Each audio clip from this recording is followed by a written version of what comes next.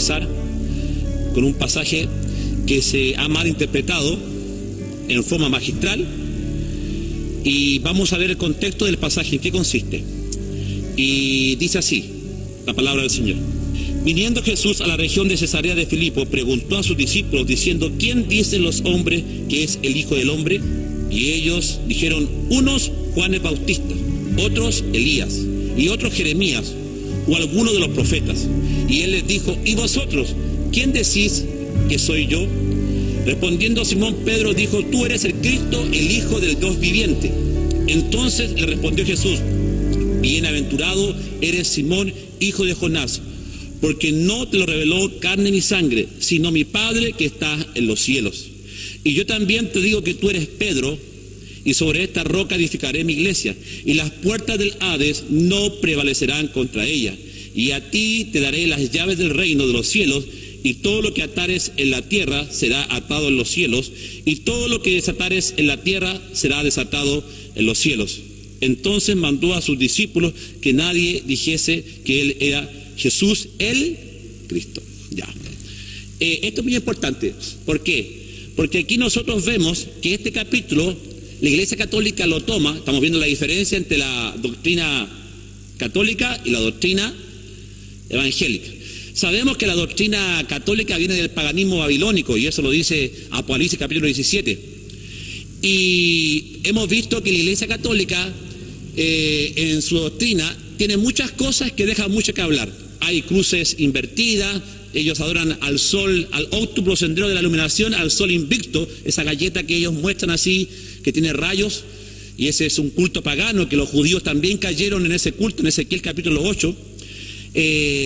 Hacen adoración a los muertos, cosa que los cristianos no hacemos adoración de los muertos, porque la Biblia dice: ni quien consulte a los muertos, es abominación.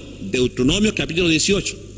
Tampoco creemos en el linfo o en el purgatorio, porque el purgatorio era el lugar donde los babilónicos creían que ahí los sacerdotes babilónicos podían sacar el alma del hombre y llevarla al lugar de un paraíso, de los dioses. Y sabemos que el purgatorio no es bíblico. Lo que sí es bíblico es el infierno, porque si una persona muere sin Cristo, se va derechito al infierno. Y Jesús habló, ¿no es cierto?, sobre el infierno. Él puso una parábola en Lucas, ¿no es cierto?, donde nos habló ahí sobre el rico y Lázaro. Y ese pobre que estuvo todos los días en la casa de Lázaro mendigando, dice que un día murió y también murió el rico, y los dos fueron llevados al seno de Abraham, debajo de la tierra. Hace poco hay documentos desclasificados que dicen que la tierra es hueca, que la tierra es hueca, y hay mucha evidencia científica para esto. De hecho, la Antártica es un lugar donde Google, tú no puedes buscar con el Google, no entra en la Antártica, y es un lugar muy, pero muy reservado, muy reservado. Ahí hay gatos encerrados, y varios científicos están diciendo que por ahí son las puertas que entran por el hueco de la tierra, y que habría como un paraíso dentro de la tierra, están diciendo los científicos. Y esto concuerda con la Biblia, sí, porque la Biblia dice que el rico y el pobre murieron, Lázaro, y fueron llevados debajo de la tierra al seno de Abraham. Y dice que Lázaro estaba en el paraíso, y el rico vio de lejos a ese mendigo que siempre estaba fuera de su casa, y se asombró porque estaba en un lugar hermoso y él estaba en un lugar de tormento. Entonces Jesús dijo, enseñando, que el rico llamó a Abraham, y eso se llama en términos bíblicos el seno de Abraham, y le pidió a Abraham que por favor que uno de los muertos fuera de aquí arriba a predicarle a su familia, porque tenía hermanos. Y la respuesta de Jesús fue: a los profetas tienen, a los pastores tienen ellos que le enseñen, y tampoco tú puedes pasar ni de aquí para allá porque hay una gran cima. Entonces tampoco podía moverse, y eso nos habla de muchas cosas. Nos habla que los muertos no penan, porque si hubiese penado el rico, le hubiese penado a su familia, o el rico hubiese salido, hubiese ido. No tuvo autoridad ni poder para moverse de ese lugar, porque la Biblia dice eso. ¿Me estoy explicando? Entonces echamos por tierra que los muertos no penan, ni los familiares que murieron te van a penar, porque eso solamente es una invención.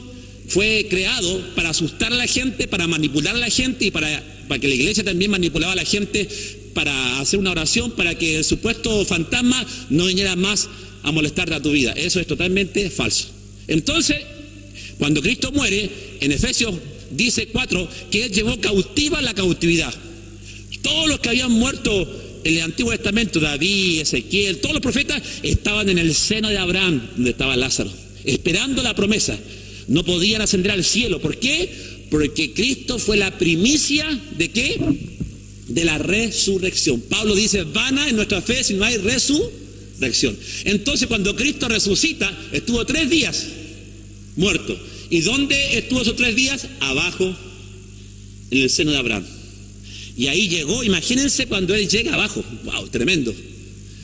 Y también los demonios pudieron ver el resplandor de un Cristo resucitado. Yo creo que tiene que haber sido tremendo para los ambos bandos, ambos lados. Tanto los que estaban en el paraíso, los profetas, y tanto los que estaban ya en el infierno. Entonces, si una persona se muere ahora sin Cristo, ¿a dónde se va? Se va derechito, ¿a dónde? Al infierno. Entonces no hay purgatorio. ¿Por qué? Porque el purgatorio, según la Iglesia Católica, dice que el Papa o un sacerdote puede sacar el alma que está ahí, y si tú le das una ofrenda o le das cierta cantidad de dinero, que en los años de Martín Lutero eso se usó mucho para sacar las almas del purgatorio y llevarla al cielo. O sea que el hombre tenía el poder para sacar un alma. ¿Y dónde dice la Biblia eso? Usted jamás va a encontrar en la Biblia que Dios le dio la autoridad a un hombre para que saque un alma del purgatorio y la lleve al cielo. Eso es una herejía, pero mortal. En la Biblia usted no encuentra eso. El único que tiene el poder para hacer eso fue el que murió por nosotros y el que resucitó y el que bajó, dice, y llevó cautiva la cautividad. Por eso que la Biblia en los Hechos de los Apóstoles dice que cuando Jesús resucitó, también resucitaron varios muertos. Dice que muchos vieron a sus parientes resucitados. ¡Wow! Tremendo. Y eso es bíblico. Pero lo que es el purgatorio es totalmente antibíblico. Ahora, Cristo llevó cautiva la cautividad y ahora existe el infierno. Sí, de hecho, hay por ahí una grabación, muchas grabaciones, cuando los rusos, que son expertos en perforar 20 kilómetros, porque los rusos son los únicos que perforan a profundidades muy grandes, 20 kilómetros, dice que un día tuvieron que parar la perforación porque como ellos ponen geófonos. ¿Qué es lo que son los geófonos? Los geófonos son unos micrófonos de alta intensidad que el micrófono capta la vibración que hace la dinamita.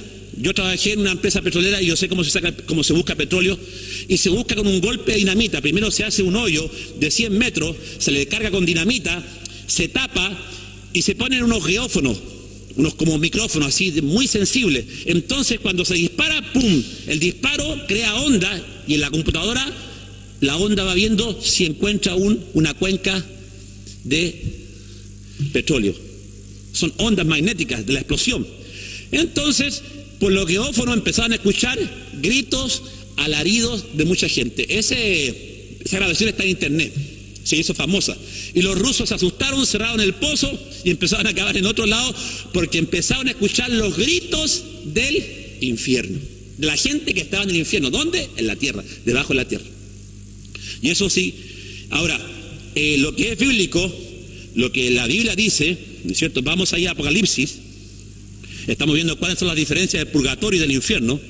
Y en Apocalipsis, si se van a Apocalipsis conmigo, y se van ahí a Apocalipsis, vamos a leer el 20:15. Y el que no se halló inscrito en el libro de la vida fue lanzado al lago de fuego. Ahí está. Y vi un gran trono blanco. Estoy leyendo el verso 11 ahora. Y el que estaba sentado en él, de delante del cual huyeron la tierra y el cielo, y ningún lugar se encontró para ellos. Y vi los muertos grandes y pequeños de pie ante Dios, y los libros fueron abiertos, y otro libro fue abierto. ¿Cuál es la doctrina correcta? Que un día en el juicio final todos los hombres van a ser sacados de ese lugar de tormento y van a ser llevados a un juicio. Eso es lo bíblico. Pero el purgatorio no existe. Por eso que dice, vi los muertos grandes y pequeños. Aquí van a estar generales, van a estar presidentes, va a estar gente muy famosa y muy importante de pie ante Dios. Qué interesante eso, ¿no? Y dice, y otro libro fue abierto, el cual es el libro de la vida. ¿Cuál es el libro de la vida? El que usted tiene en su mano. Dice, por eso que dice, los libros fueron abiertos. El libro de la vida que testifica de lo que Cristo vino a hacer en la tierra, que testifica del mensaje de Cristo, es la palabra de Dios. Ese es el libro de la vida. Y el libro de la vida también tiene una hojita en blanco donde ahí están anotados los nombres de aquellos que son hijos de Dios. Por eso que dice que el que no fue hallado inscrito en el libro de la vida, es decir, el que no hizo la voluntad de Dios a través de la Torá, a través de la Tanaj, a través de la palabra de Dios, el que no hizo la voluntad obedientemente a la palabra de Dios, fue echado al lago de fuego. Y miren lo que dice. Dice, y el mar, verso 13, y el mar entregó los muertos que había en él, y la muerte y el Hades entregaron los muertos que había en ellos. Nótese que hasta el mismo infierno son sacados la gente y son llevados al paraíso. Wow.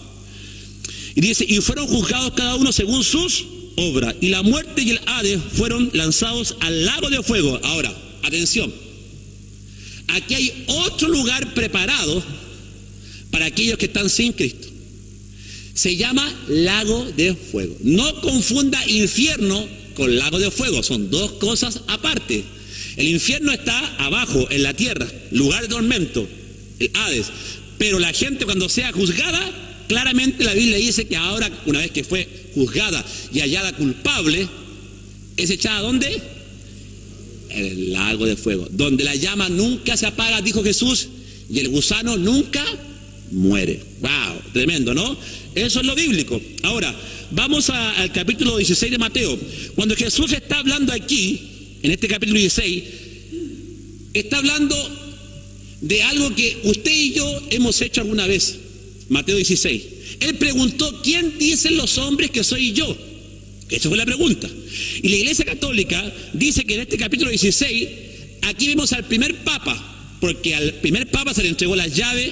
Al primer papa se le dice ahí que es Pedro, que no es papa. Pedro nunca se tomó esa atribución jerárquica, ni tampoco Pablo lo instituyó papa, ni los discípulos le llamaron papa, nadie le llamó papa. Entonces la Iglesia Católica, ni tampoco Pedro visitó Roma, murió, ¿no es cierto?, cabeza abajo. Y nótese que se toman de este capítulo para decir que Pedro es el primer papa.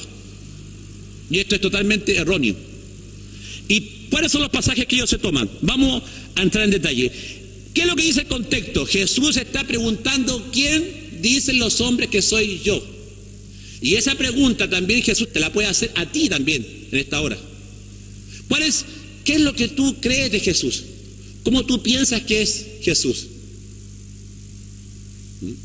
¿Quién dice los hombres que soy yo? Hay gente que cree en Jesús porque cree que Jesús es como un milagrero que solamente lo va a bendecir y para eso lo tiene. Hay gente que lo mira como un gran profeta solamente como lo hace el Islam, lo mira solamente como un profeta.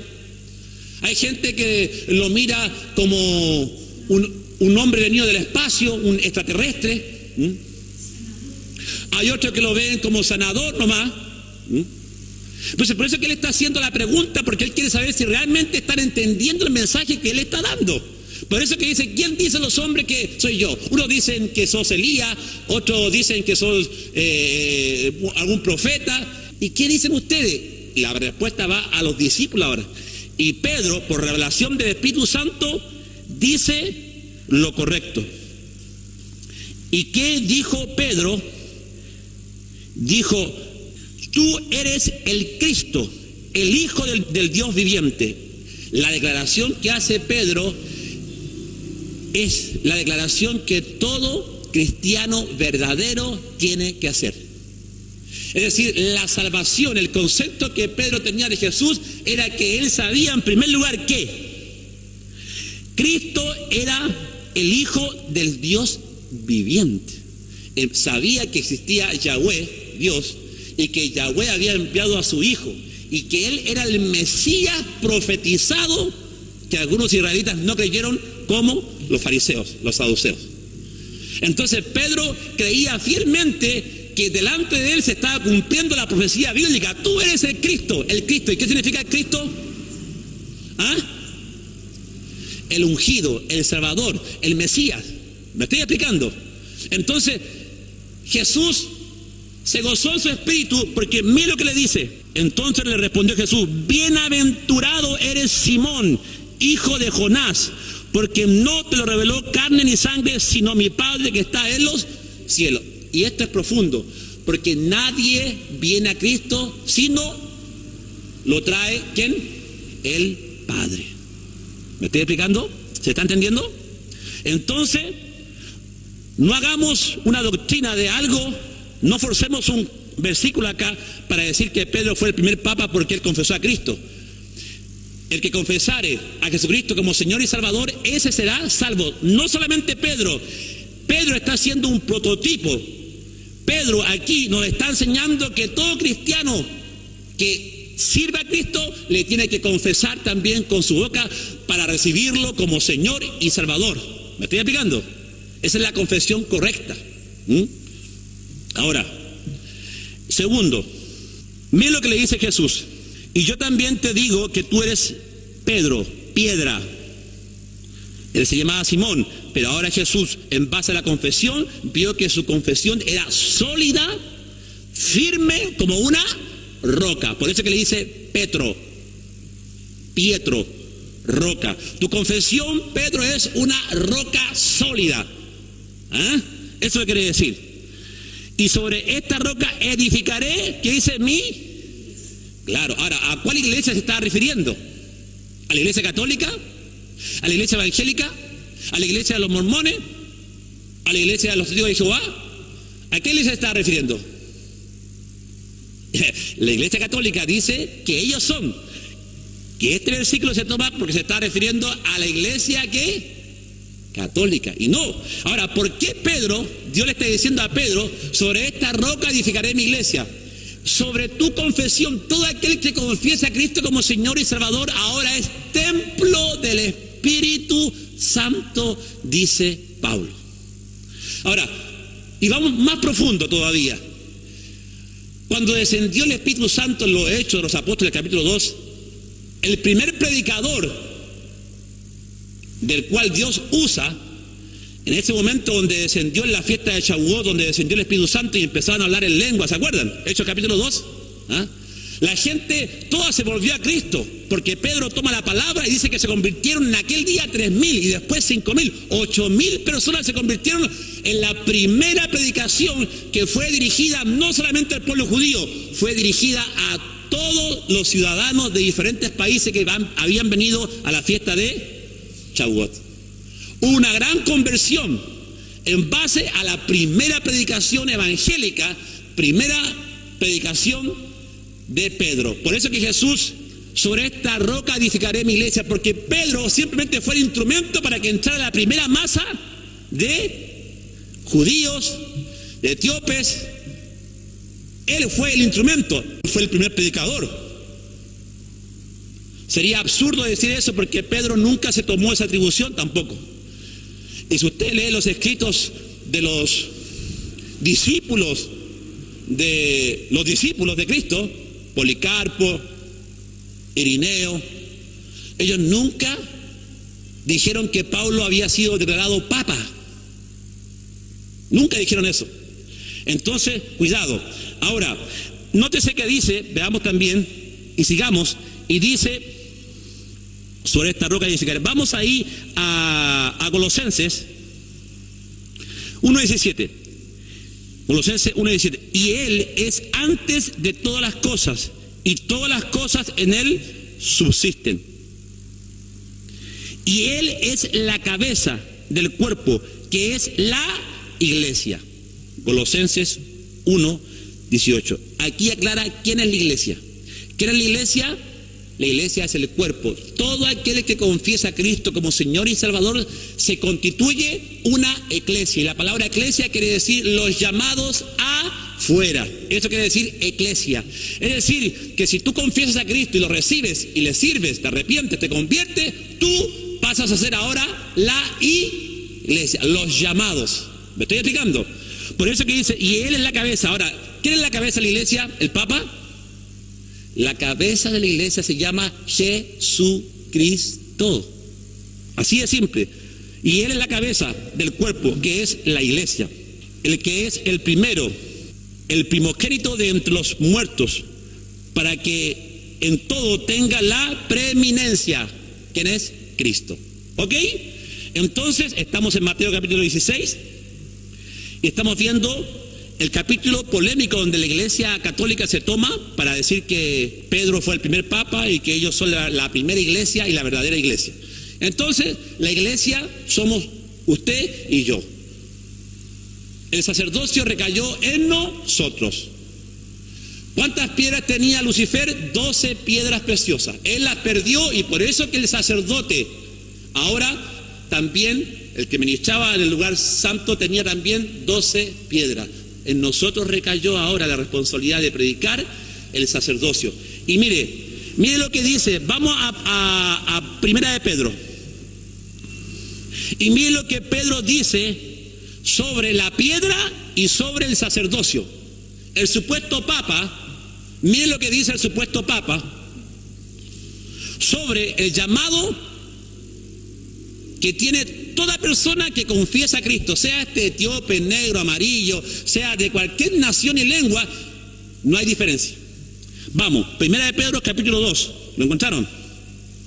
Dice, sobre esta roca, Pedro, edificaré mi iglesia. Y digamos, ¿quién es la roca? Vamos. Acercándoos a él piedra viva. ¿Quién es la piedra viva? Cristo. ¿Quién es la piedra angular? Cristo. 1 Timoteo 2, 4. Acercándoos a él piedra viva, desechada ciertamente por los hombres, mas para Dios escogida y preciosa. Sobre esta roca edificaré. Todo aquel que confiesa a Cristo, ¿no es cierto?, también es una roca. Pero la principal roca, ¿cuál es? Es Cristo. Acá dice, piedra preciosa. Vosotros también como piedras vivas, ser edificados.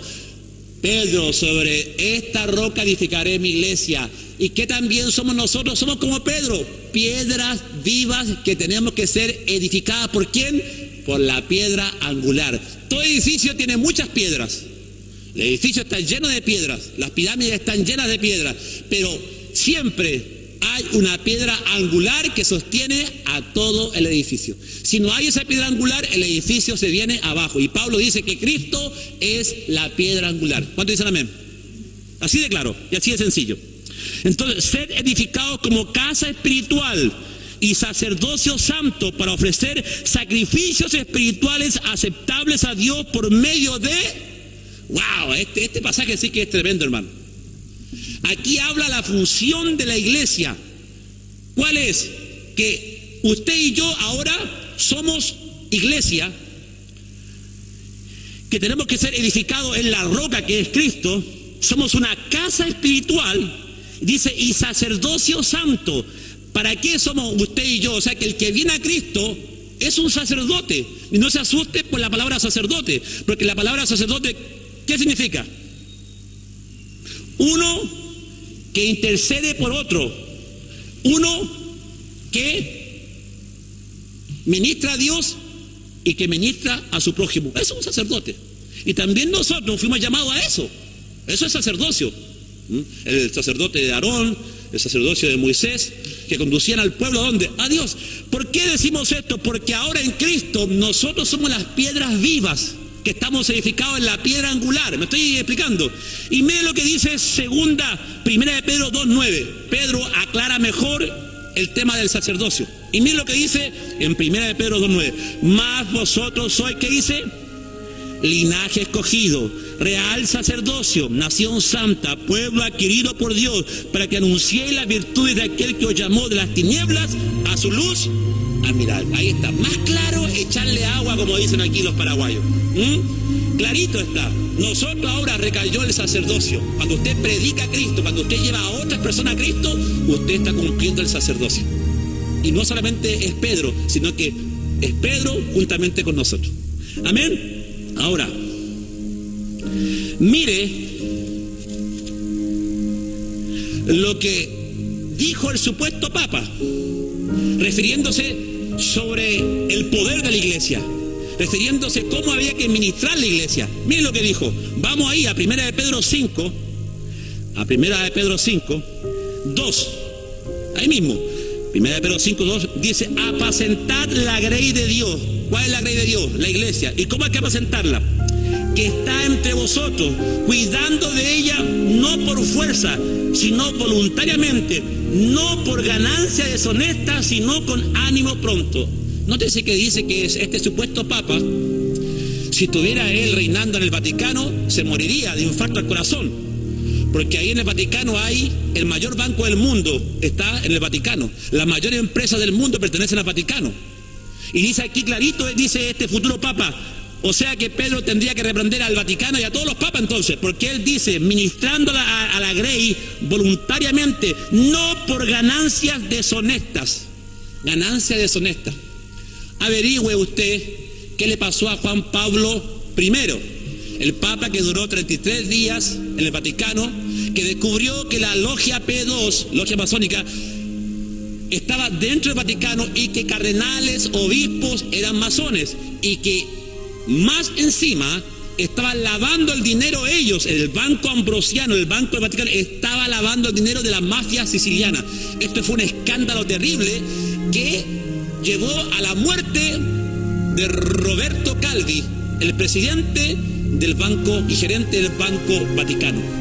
Y por eso que Juan Pablo II tuvo que declarar en quiebra el banco por el tremendo escándalo. Pero como el Vaticano no puede ser tocado, porque tiene la ley que el Vaticano no puede ser tocado, ni sus cuentas ni sus finanzas, por orden de Mussolini en el año 1929 en el Tratado de Letrán, no puede ser tocado. Entonces, todo se queda ahí, como decimos en guaraní, en el opare y.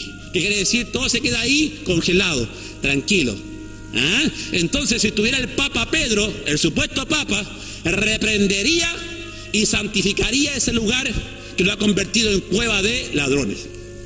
Y gran ramera también, dicho sea de paso. ¿Ok? ¿Estamos claros? Entonces, mire el supuesto Papa, lo que el supuesto Papa enseña de Cristo, Pedro. Y mire cuando Pedro enseña de Cristo, el mensaje de él es claro. Cuando el Papa anda por ahí en su gira, no enseña esto. Habla de todo, pero no enseña del pecado, no enseña del arrepentimiento, no llama a la gente ni al arrepentimiento, no te habla de la salvación de Cristo, pero sí besa a la Virgen María, ¿no es cierto?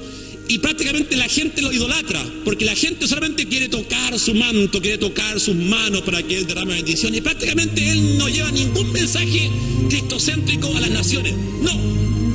Fíjese usted que es así la cosa. Y miren el verdadero mensaje del supuesto Papa que es Pedro, en 1 de Pedro, capítulo 1, 18. Miren lo que Pedro enseña sobre el verdadero mensaje de Cristo.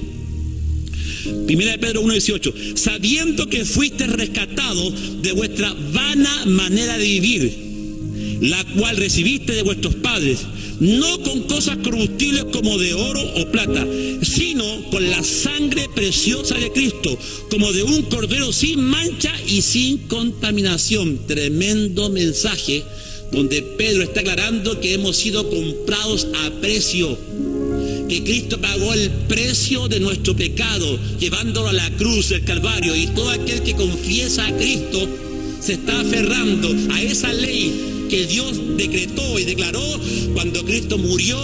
La Biblia dice, la sangre de Jesucristo nos lava y nos limpia de todo pecado. Ningún sacerdote, ningún cura puede perdonar tus pecados. No te confieses a ningún cura porque eso es antibíblico. El único que tiene el poder para perdonar fue el que derramó su sangre preciosa por nuestros pecados. El Santo de Santos, Jesucristo. Amén. Y miren lo que dice, sigamos leyendo.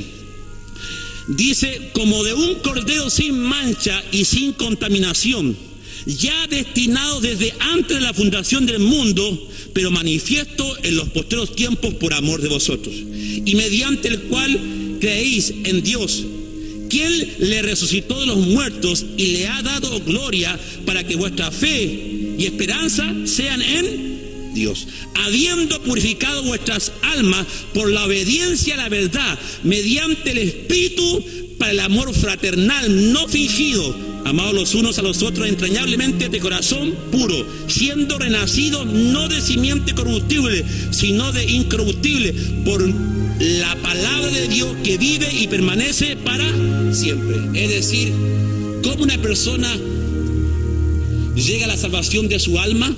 ¿Cuál es el proceso de la salvación según Pedro? ¿Es la Virgen María? No. ¿Cuál es el proceso de la salvación que tiene que cumplir el catequismo? No. ¿Que tiene que confesar los santos? No. ¿Que tiene que pedirle a la mediadora, que es la Virgen María, para que Jesús le dé salvación? No. ¿Que tiene que cumplir los sacramentos de la iglesia? No. Pedro dice, siendo renacidos, no de simiente corruptible, sino de incorruptible, por la palabra de Dios que vive y permanece para siempre. Toda persona tiene que ser renacida, ¿por medio de qué? Por medio de la palabra. Es decir, cuando la palabra confronta tu vieja vida, cuando la palabra confronta tus pecados, cuando la palabra confronta tu soberbia, tu yo, tus pecados, y la palabra te confronta y tú te arrepientes por la palabra que escuchaste, por eso es que la Biblia dice que no solamente hay que ser oidores, sino hacedores de la palabra de Dios. Y por eso es que la palabra de Dios dice que es más viva y eficaz que toda espada de doble filo, que penetra hasta el alma, diciendo los pensamientos del corazón. Eso es lo que tiene que hacer la palabra, entrar como un cuchillo y sacar la grasa de pecado, la grasa de droga, de alcohol. La palabra de Dios saca, limpia toda grasa inmunda, y la persona se convierte. ¿Por una institución? No. ¿Se convierte por un pastor? No. ¿Se convierte por los sacramentos? No, porque los sacramentos no salvan a nadie. El que salva es Cristo por medio de su palabra. Amén, amén. Ahí está el secreto. Entonces, ahora, también le dice que todo lo que atares en el cielo, en el capítulo 16, será atado. Todo lo que atares en la tierra será atado en el cielo. ¿Y será que nosotros también tenemos poder para atar y desatar? Claro que sí, porque eso se está refiriendo a la autoridad que todo creyente tiene para atar y desatar también. Váyase ahí a Marcos 3, 27 y estamos viendo aquí el tema de atar y desatar. Dice en Marcos 3, 27, ninguno puede entrar en la casa del hombre fuerte y saquear sus bienes si antes no le ata, y entonces podrá saquear su casa. ¿A quién hay que atar? A los demonios. ¿Tendrá poder usted como Pedro para atar y desatar? Claro que sí. Nos dio. Jesús dijo, ninguna fuerza del mal os dañará. En mi nombre echaréis fuera de demonios. Pisarán al cachorro, al león, y ninguna fuerza del mal os dañará. Toda potestad me es dada en el cielo. Ahí está. El Padre nos da toda potestad. ¿A quién? A la iglesia, usted y yo. Sin necesidad que usted sea mormón, evangélico, católico. La iglesia es todo aquel que confiesa a Jesucristo y que renace por la palabra de Dios. Ese es un hijo de Dios. Ahí se cumple lo que dice Juan 1:12. Mas a todos los que le recibieron, los que creen en su nombre, les dio la potestad de ser llamados hijos de Dios. A Cristo hay que recibirle en el corazón, y que Él tiene que crecer dentro de nosotros. Amén. Sentir su presencia. Bueno, hasta aquí estamos claros, ¿no es cierto? ¿Se va entendiendo el concepto? Entonces, para que veamos que el capítulo 16 ha sido mal enseñado, muy mal enseñado. Ahora, ¿cuáles son las diferencias? Nosotros respetamos a los católicos y su creencia, sí, pero no la compartimos, porque sabemos que no es bíblica. Y la Biblia dice que conocerán la verdad y la verdad os hará libre. Por ejemplo, en Juan 14:6, Jesús dijo, yo soy el camino, la verdad y la vida. Nadie viene al Padre si no es por mí. La iglesia evangélica no tiene mediadores y mediadoras en cuanto a su fe y su salvación. Porque la Biblia dice, Jesús dijo, yo soy Él, la verdad y la vida. ¿Ok? En 1 Timoteo, anoten nomás estos pasajes o escúchelo, yo se los voy a, no es necesario que lo busque, yo se los voy acá a dar a conocer. En 1 Timoteo 2:5 dice, porque hay un solo Dios y un solo mediador. La Iglesia Católica enseña que la Virgen María es la mediadora de los hombres. Y aquí la Biblia, en la misma Biblia Católica, por supuesto, busque su Biblia Católica, 1 Timoteo 2:5, dice, porque hay un solo Dios y un solo mediador entre Dios y los hombres. Dice, Jesucristo. Si aquí me dijera que la Virgen María es mediadora, yo voy a adorar a la Virgen María. Si aquí me dijera que los santos beatificados son mediadores, yo también adoraría. Pero como no lo dice, no tengo por qué hacerlo, porque es una tremenda mentira. ¿Me explico? Claro está. La iglesia evangélica no tiene ningún papa o líder como su santo padre, como representante de su fe, porque la palabra de Dios dice, Mateo 23:9, y no llaméis Padre vuestro a nadie en la tierra, porque uno es vuestro Padre, el que está en los cielos. ¿Más claro? Echarle agua. Ahora, la iglesia evangélica no fomenta la idolatría, haciendo adoración de imágenes y santos como lo hiciera el Papa Francisco cuando vino a Paraguay, besó a la Virgen de Cacupé y fomentó la adoración a las imágenes, a la Virgen María. ¿Qué dice la Biblia en cuanto a las imágenes? En Éxodo 24 dice, no te harás imagen ni ninguna semejanza, dice, de lo que esté arriba en el cielo, ni abajo en la tierra, ni en las aguas debajo de la tierra. O sea, Dios no quiere que nosotros hagamos imágenes de ninguna semejanza de Él. Ni en la tierra, ni lo que está arriba, ni en la tierra, ni debajo, ni en las aguas. Imagínense, Dios fue claro a que no hagamos imágenes de Él y de nada. Porque Dios es fuerte y celoso y no comparte su gloria con nadie. Amén.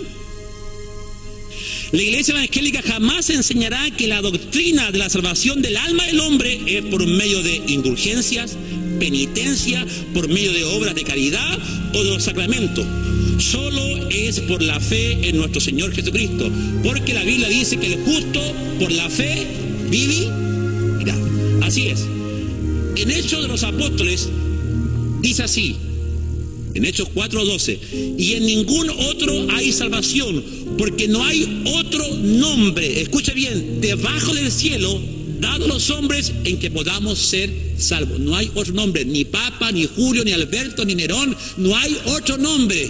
Por eso es que en Efesios capítulo 2 dice que Dios le dio a Cristo un nombre que es por sobre todo nombre, para que en el nombre de Cristo se doble toda rodilla de los que están en el cielo, en la tierra y debajo de ellos. Ahora hay un nombre. ¿Y cómo se llama ese nombre? Yeshua HaMashiach, nuestro Señor Jesucristo. Den un aplauso al Señor por eso. Amén. Aleluya.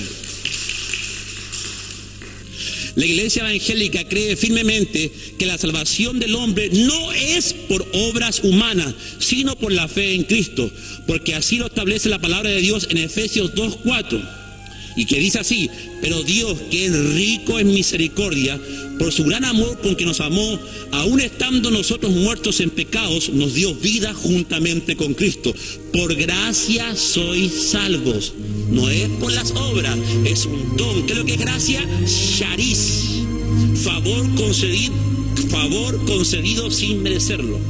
Y justamente con Él nos resucitó. Asimismo nos hizo sentar en los lugares celestiales con Cristo, para mostrar en los siglos venideros las abundantes riquezas y su bondad para con nosotros en Cristo Jesús. Porque por gracia soy salvo por medio de la fe. Y esto no es de vosotros, pues es don de Dios. La Iglesia Católica quiere comprar la salvación con obras de caridad, quiere comprar la salvación siendo buenito, repartiendo sus bienes, y eso no es salvación. Así no se obtiene la salvación, porque Cristo fue el que nos trajo la salvación. Amén. Ahora, ¿podrá un sacerdote perdonar tus pecados? No. Entonces, ¿por qué nos confesamos a ellos? Es una doctrina pagana de Babilonia. Los babilónicos tenían esas confesiones. Los babilonios introdujeron las monjas santas, que eran las mujeres que adoraban a la diosa Isis. Ellos, los babilónicos, por eso es que la Biblia dice que ha caído la gran Babilonia, la madre de las abominaciones de la tierra. La Iglesia Católica, de alguna manera, acumuló en su doctrina todo el paganismo babilónico, y usted lo puede ver en su doctrina, en todo lo que también enseña. Es por eso que la Iglesia evangélica cree que la salvación del hombre fue efectuada en la cruz del Calvario por medio de nuestro Señor Jesucristo. Y así es. Y para terminar, ¿no es cierto?, nos preguntamos, ¿cuál fue el verdadero mensaje de Cristo? ¿Predicó Él de indulgencias, del catequismo? ¿Enfatizó la adoración a su propia madre? No.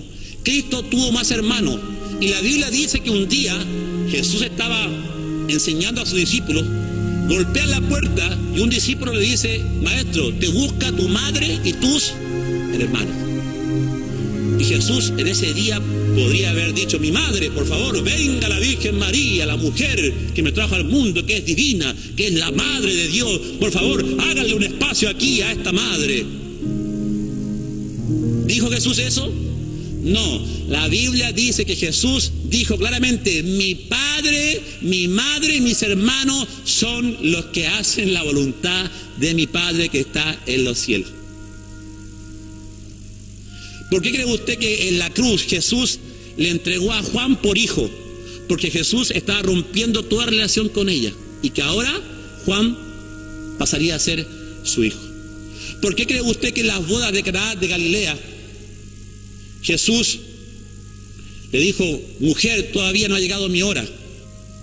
Y la Biblia dice, María dijo: hagan todo lo que Él os diga. Está reconociendo que su hijo es el Mesías, el Salvador.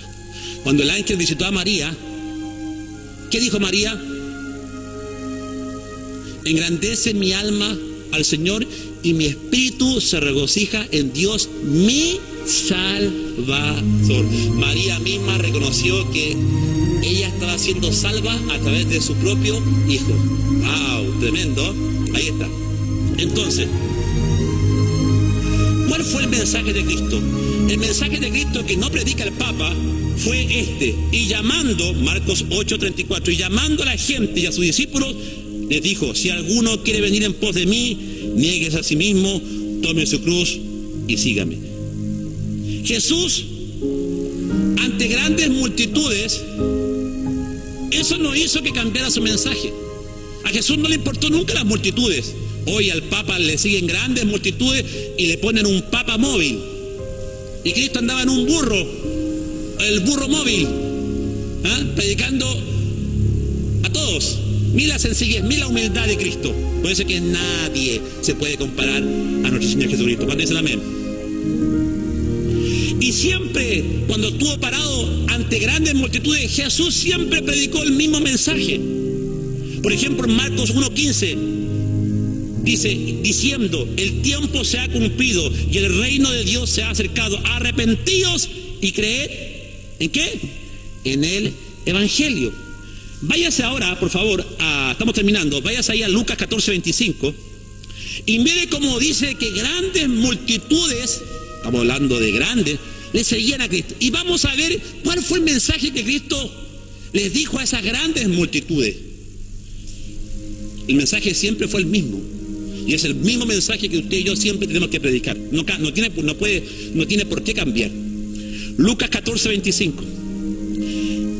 ¿Lo encontraron? Dice: grandes multitudes iban con él.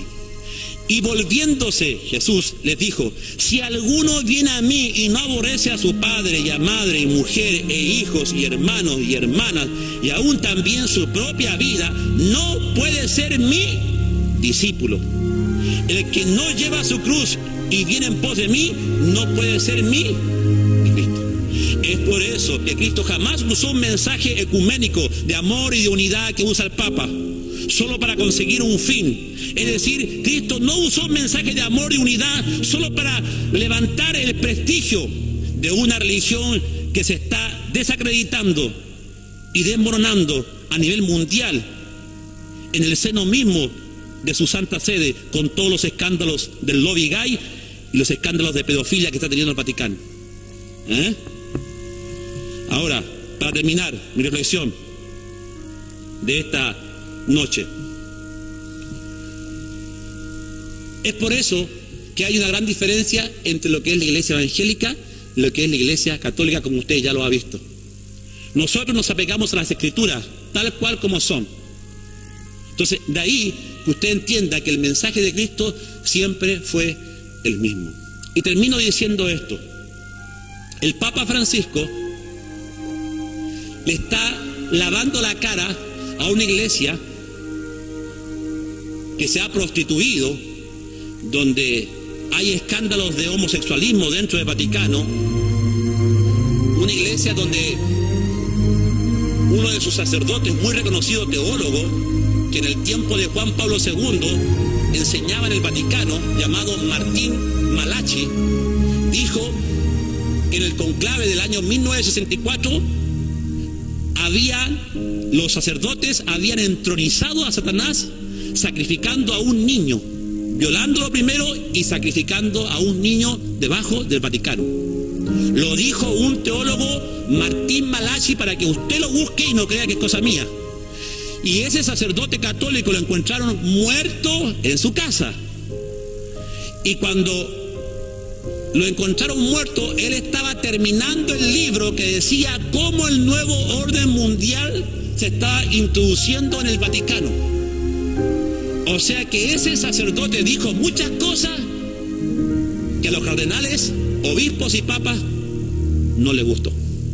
Era un jesuita y fue encontrado muerto en su casa. Léalo, Martín Malachi escribió libros.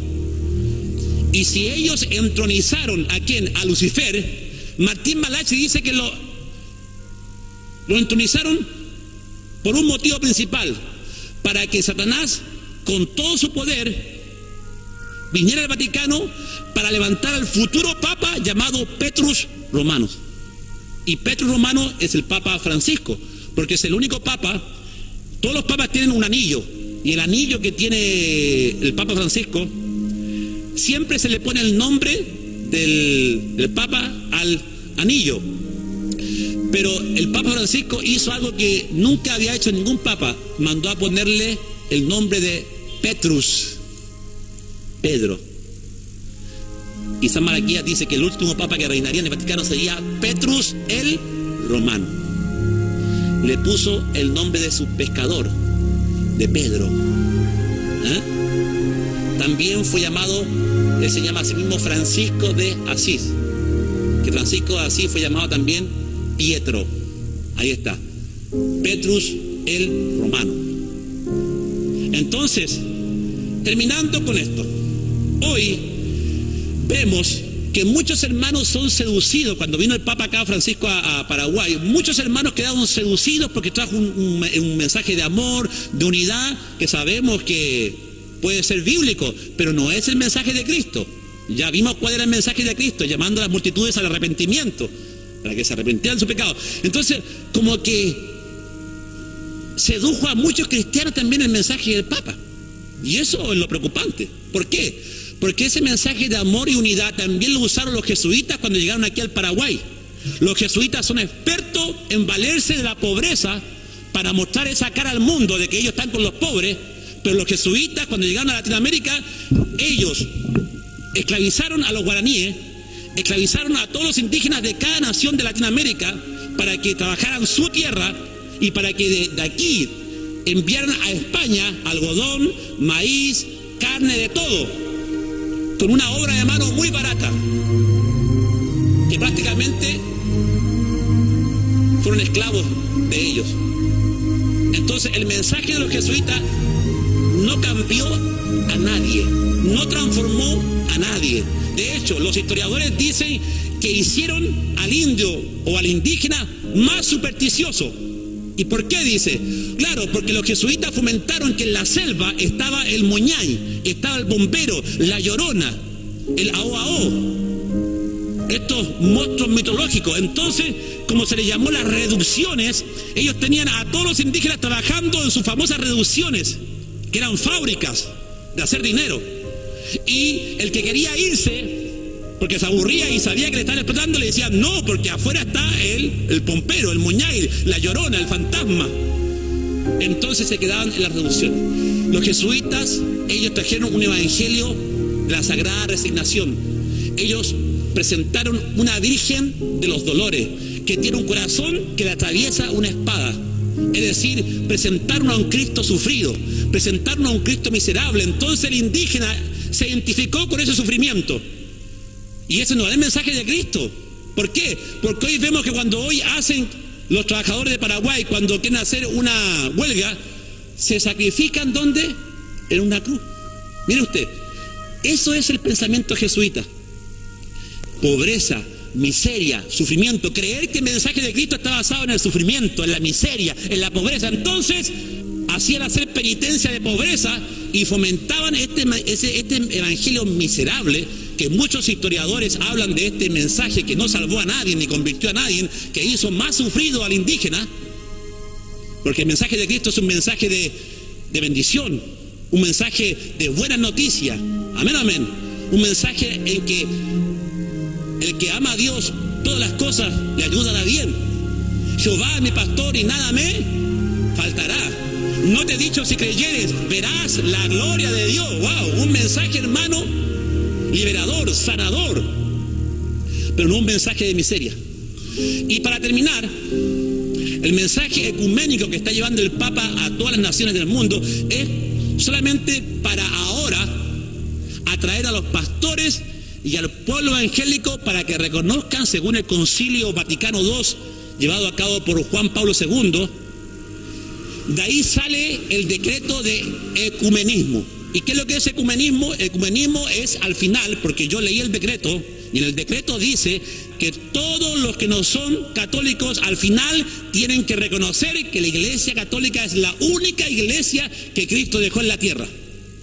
Y por eso que están cayendo cantantes como Marcos Witt, que fue invitado por Alcantaramesa, un jesuita que fue preparado para invitar a pastores para que cayeran en la trampita.